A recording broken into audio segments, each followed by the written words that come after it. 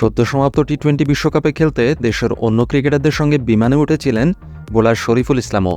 অনূর্ধ্ব-19 পর্যায়ের ক্রিকেটে দুর্দান্ত বোলিং করে নজর কেড়ে জাতীয় দলের সুযোগ করে নিয়েছিলেন শরীফুল।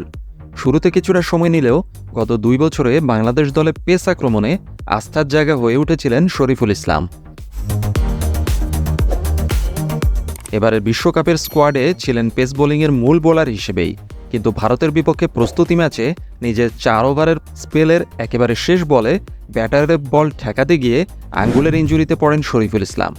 বোলিং আর্মের আঙ্গুলে পড়ে 7-8টি সেলাই। এতে স্বাভাবিকভাবেই মিস করেছিলেন শ্রীলঙ্কার বিপক্ষে প্রথম ম্যাচ। ধারণা করা হয়েছিল সুস্থ হয়ে উঠলে পরবর্তী ম্যাচগুলোতে দেখা যাবে তাকে, কিন্তু শেষ পর্যন্ত বিশ্বকাপে লাল সবুজের জার্সিতে আর দেখা যায়নি তাকে। কী কারণে শরীফুলকে ফিট থাকা সত্ত্বেও আর একটি ম্যাচও দেখা যায়নি সেটা এক রহস্য।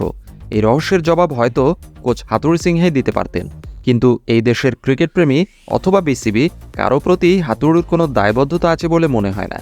এমন অনেক প্রশ্নেরই তাই আর ব্যাখ্যা আমরা পাই না, অজানাই থেকে যায়। ক্ষতি হয় দেশের ক্রিকেটের। বিশ্বকাপ পর্ব শেষ, শরীফুল এবার ব্যস্ত নতুন অধ্যায়ে। লঙ্কান প্রিমিয়ার লিগ খেলতে বুধবার দেশ ছেড়েছেন এই পেসার।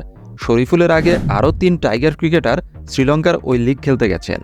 এবারের আসরে শেষ মুহূর্তে এসে ক্যান্ডি ফ্যালকনসের হয়ে খেলার প্রস্তাব পান শরীফুল ইসলাম, যে কারণে বুধবার দুপুরে শ্রীলঙ্কার উদ্দেশ্যে দেশ ছাড়েন তিনি।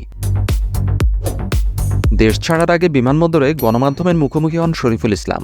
সবশেষ বিশ্বকাপে দলের হয়ে কোনো ম্যাচ খেলতে না পারা নিয়ে প্রশ্ন করা হয় তাকে।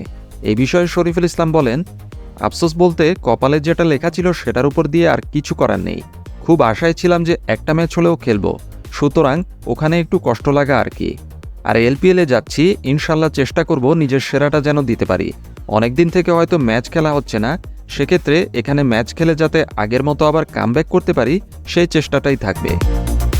আন্তর্জাতিক টি-20 ক্যারিয়ারে 8.14 ইকোনমি রেটে 41 ম্যাচে 46 উইকেট নিয়েছেন শরীফুল ইসলাম। সেরা বোলিং ফিগার 21 রানে 3 উইকেট।